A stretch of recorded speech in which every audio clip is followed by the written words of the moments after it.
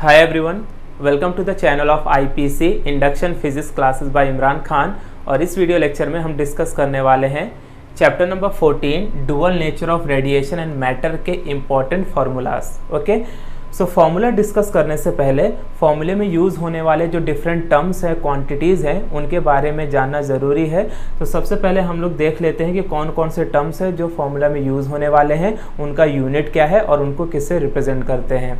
तो सबसे पहले यहाँ पर क्या है, एनर्जी ऑफ फोटोन या एनर्जी ऑफ लाइट। ठीक है, तो दोनों को फोटोन और लाइट एक ही चीज़ है और उसको हम लोग ई से रिप्रेजेंट करते हैं। इसका यूनिट होता है जूल या तो इलेक्ट्रॉन वोल्ट। देन उसके बाद क्या है नेक्स्ट, प्लैंक्स कांस्टेंट। तो प्लैंक्स एक कांस्टेंट वैल्यू है और इसकी वैल्यू होती है 6.63 इंटू 10⁻⁻34 जूल सेकेंड। तो जूल सेकेंड उसका यूनिट है और प्लैंक्स कांस्टेंट को हम लोग एच से डिनोट करते हैं। उसके बाद नेक्स्ट क्या है, फ्रीक्वेंसी ऑफ लाइट। तो फ्रीक्वेंसी ऑफ लाइट को हम लोग न्यू से डिनोट करते हैं, NEW न्यू। और ये है थ्रेशोल्ड फ्रीक्वेंसी। थ्रेशोल्ड फ्रीक्वेंसी को हम लोग न्यू नॉट से डिनोट करते हैं। दोनों का यूनिट क्या है, हर्ट्ज है, बिकॉज दोनों ही क्या है, फ्रीक्वेंसी है। थ्रेशोल्ड फ्रीक्वेंसी क्या होती है, ऑलरेडी तुमने चैप्टर में पढ़ा होगा, फिर भी मैं यहाँ पर बता देता हूँ। थ्रेशोल्ड फ्रीक्वेंसी उस फ्रीक्वेंसी को बोलते हैं, यानी minimum frequency of incident radiation in which photoelectrons are emitted from the metal surface, उसे हम लोग क्या बोलते हैं, थ्रेशोल्ड फ्रीक्वेंसी।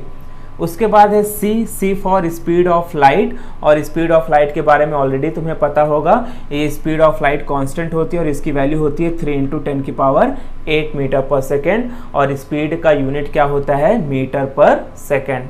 उसके बाद नेक्स्ट यहाँ पर क्या है, लैम्डा। लैम्डा का मतलब है वेवलेंथ और ये है लैम्डा नॉट, जिसको हम लोग क्या बोलते हैं, थ्रेशोल्ड वेवलेंथ। लैम्डा या लैम्डा नॉट, यहाँ पर जो वेवलेंथ है उसका यूनिट जो होता है वो मीटर होता है। थ्रेशोल्ड वेवलेंथ जो टर्म है उसको हम लोग क्या बोलते हैं, the maximum wavelength of incident radiation above which no emission of photo electron take place, उसी को हम लोग क्या बोलते हैं, थ्रेशोल्ड वेवलेंथ बोलते हैं। उसके बाद ये है फाई नॉट। फाई नॉट को यहाँ पर हम लोग क्या डिफाइन करते हैं, photo electric work function. Photo electric work function क्या होता है, the minimum energy required to free an electron is called photo electric work function, या सिंपली वर्क फंक्शन भी बोल सकते हैं। इसका यूनिट क्या होता है, जूल और इलेक्ट्रॉन वोल्ट। उसके बाद है यहाँ पर स्मॉल m का मतलब है यहाँ पर मास ऑफ एन इलेक्ट्रॉन। और मास ऑफ एन इलेक्ट्रॉन जो एक कांस्टेंट वैल्यू है, दैट इज 9.1 इंटू 10⁻31 kg। और मास का यूनिट तो हमें पता है क्या होगा, kg। Then we have V max. V max यहाँ पे क्या डिफाइन कर रहा है, maximum speed of an electron. Electron की मैक्सिमम स्पीड को हम लोग V मैक्स से रिप्रेजेंट कर रहे हैं और स्पीड का यूनिट क्या होता है, मीटर पर सेकेंड। उसके बाद है E। स्मॉल e मतलब चार्ज ऑन इलेक्ट्रॉन। तो चार्ज ऑन इलेक्ट्रॉन को स्मॉल e से रिप्रेजेंट करते हैं और इलेक्ट्रॉन में चार्ज जो है वो फिक्स है, दैट इज 1.6 इंटू 10⁻⁻19 और कूलम उसका क्या है, SI यूनिट है। देन उसके बाद capital V for potential difference या वोल्टेज और इसका यूनिट होता है वोल्ट। शॉर्ट फॉर्म में हम लोग उसको क्या लिखते हैं, V। ठीक है। देन उसके बाद यहाँ पर कुछ और टर्म्स है, like linear momentum. Linear momentum को P से डिनोट करते हैं। लीनियर मोमेंटम का फॉर्मूला होता है मास इनटू वेलोसिटी और इसका SI यूनिट होता है kg मीटर पर सेकेंड। देन लास्ट यहाँ पर मैंने लिखा हुआ है about stopping potential. Stopping potential को V नॉट से डिफाइन करते हैं और इसका यूनिट, सिंस ये पोटेंशियल है तो इसका यूनिट क्या होगा, वोल्ट होगा। स्टॉपिंग पोटेंशियल किसे बोलते हैं, यानी the negative potential where the current stops और becomes zero is called stopping potential. तो ये डिफरेंट टर्म्स हैं जो हम लोग फॉर्मूले में देखने वाले हैं। तो इससे आप समझ जाना कि इन टर्म्स का मतलब क्या है, ताकि आपको जब फॉर्मूला बाय हार्ट करे या लर्न करे तो उस वक्त आपको पता होना चाहिए कि हर एक टर्म का मतलब क्या होता है। So now let us discuss the formula. तो जो सबसे पहला फॉर्मूला है, it is related to energy of light. Energy of light बोल सकते हैं या एनर्जी ऑफ फोटोन बोल सकते हैं। ठीक है, और ये फॉर्मूला होता है E is equal to H nu. तो यहाँ पर जो E है वो है एनर्जी ऑफ लाइट, H क्या है, प्लैंक्स कांस्टेंट, और न्यू क्या है, फ्रीक्वेंसी ऑफ लाइट।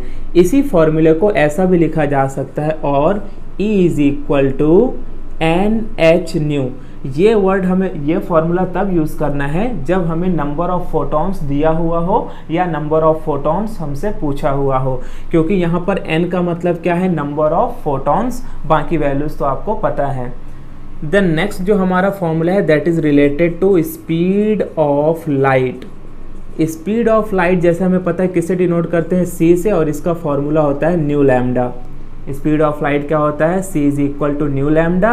न्यू क्या है यहाँ पर, फ्रीक्वेंसी ऑफ लाइट, और लैम्डा क्या है, wavelength. Okay, then third formula जो है that is related to Einstein photo electric equation. Einstein photo electric equation, और ये इक्वेशन क्या है, दैट काइनेटिक एनर्जी मैक्स यानी maximum kinetic energy is equal to h nu minus phi not. ठीक है, तो एच न्यू अगेन क्या है, h nu is nothing but the energy of photon, where h is the Planck's constant and nu is the frequency of light. Phi nought को क्या बोलते हैं, photo electric work function. और ये maximum kinetic energy किसका है, electron का है। काइनेटिक एनर्जी का फॉर्मूला क्या होता है, एज हमें पता है काइनेटिक एनर्जी क्या होता है, it is equal to half mv² max. तो कहीं कहीं पर अगर हमें वैल्यूज़ को सब्स्टिट्यूट करना पड़ जाए या वेलोसिटी फाइंड करना हो तो फिर हम काइनेटिक एनर्जी की जगह पर हाफ mv² मैक्स को सब्स्टिट्यूट कर सकते हैं। उसके बाद इसी से रिलेटेड एक और फॉर्मूला है that the kinetic energy max is equal to EV nought in terms of stopping potential. इस फॉर्मूले को ऐसे भी लिख सकते हैं। अगर इन दोनों इक्वेशन को मैं इक्वेट कर दूं तो मुझे एक तीसरा फॉर्मूला मिलेगा that is EV nought is equal to h nu minus phi nought. Okay, तो ये है related to the Einstein photo electric equation के फॉर्मूले that kinetic energy max is equal to h nu minus phi nought. तो एक ये formula है। उसके बाद क्या है, kinetic energy max is equal to EV nought, और इन दोनों फॉर्मूले को अगर हम इक्वेट कर देंगे तो एक नया फॉर्मूला मिलेगा EV nought is equal to h nu minus phi nought, where C is equal to mu lambda, और उसके बाद एनर्जी ऑफ लाइट क्या है, is equal to h nu, और E is equal to NH nu, where N का मतलब क्या है, नंबर ऑफ फोटॉन्स। तो इसे आप अच्छे से नोट डाउन करें, फिर हम आगे के फॉर्मूले के ऊपर आते हैं।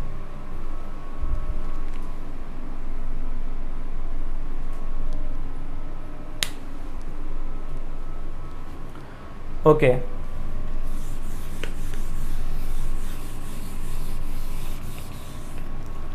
तो अब जो नेक्स्ट फॉर्मूला है हमारा that is related to photo electric work function. Photo electric work function, photo electric work function को फाई नॉट से डिफाइन करते हैं और इसका फॉर्मूला होता है एच न्यू नॉट। तो where h is the Planck's constant और न्यू नॉट क्या है, फ्रीक्वेंसी ऑफ लाइट। इसी फॉर्मूले को ऐसे भी लिख सकते हैं जैसे कि सी क्या होता है, स्पीड ऑफ लाइट, और ये क्या होता है, न्यू लैम्डा, राइट। तो इसको हम लोग न्यू नॉट लैम्डा नॉट भी लिख सकते हैं। अगर ऐसा लिखा तो फिर न्यू नॉट की वैल्यू क्या हो जाएगी, सी बाई लैम्डा नॉट। तो इससे फिर हमें फोटो इलेक्ट्रिक वर्क फंक्शन का एक और फॉर्मूला मिल जाएगा h c upon lambda nought. यानी ये फॉर्मूला हमें तब यूज़ करना है जब थ्रेशोल्ड फ्रीक्वेंसी दी हुई हो, और ये फॉर्मूला तब यूज़ करना है जब थ्रेशोल्ड वेवलेंथ दिया हुआ हो। Okay, the next formula is related to de Broglie hypothesis. तो डी ब्रॉगली हाइपोथेसिस में क्या हमें मिलता है, that wavelength of an electron, wavelength of an electron या वेवलेंथ ऑफ अ पार्टिकल, और ये फॉर्मूला होता है lambda is equal to h upon p. तो लैम्डा क्या है, वेवलेंथ, एच क्या है, प्लैंक्स कांस्टेंट, और पी को क्या बोलते हैं, लीनियर मोमेंटम। जैसे हमें पता है लीनियर मोमेंटम का फॉर्मूला क्या होता है, मास इनटू वेलोसिटी। तो इस फॉर्मूले को हम ऐसा लिख सकते हैं lambda is equal to h upon m into v. It depends कि फॉर्मूले में हमें लीनियर मोमेंटम दिया है कि मास या वेलोसिटी दिया हुआ है, उस हिसाब से हम इसे इक्वेशन को यूज़ करेंगे।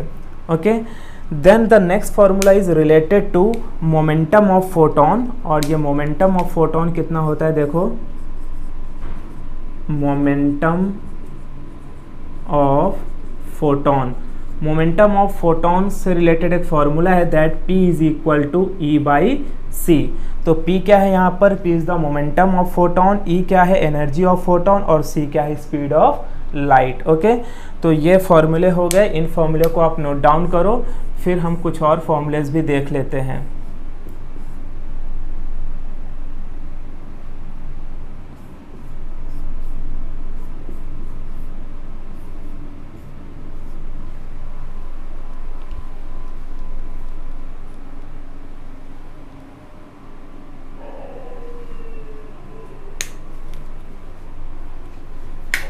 ओके, सो अब नेक्स्ट आगे देखते हैं। एक जो लास्ट फॉर्मूला है that is related to, which is related to wavelength of an electron, wavelength of an electron accelerated by potential difference V, wavelength of an electron accelerated by potential difference V, और इसका formula होता है lambda is equal to 1.228 nanometre upon root of V। तो V क्या है यहाँ पर? Potential difference, और ये जो वैल्यू है ये कांस्टेंट वैल्यू है, ठीक है, जो किसके टर्म्स में दी हुई है? नैनोमीटर के टर्म्स में दी हुई है। तो ये एक और फॉर्मूला हमें मिल गया।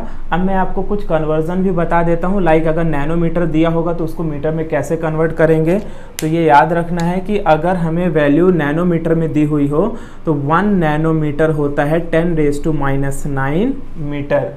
तो कन्वर्ट करने के लिए हम लोग कन्वर्ट कर सकते हैं कि नैनोमीटर को हम लोग 10⁻⁹ से रिप्लेस कर सकते हैं।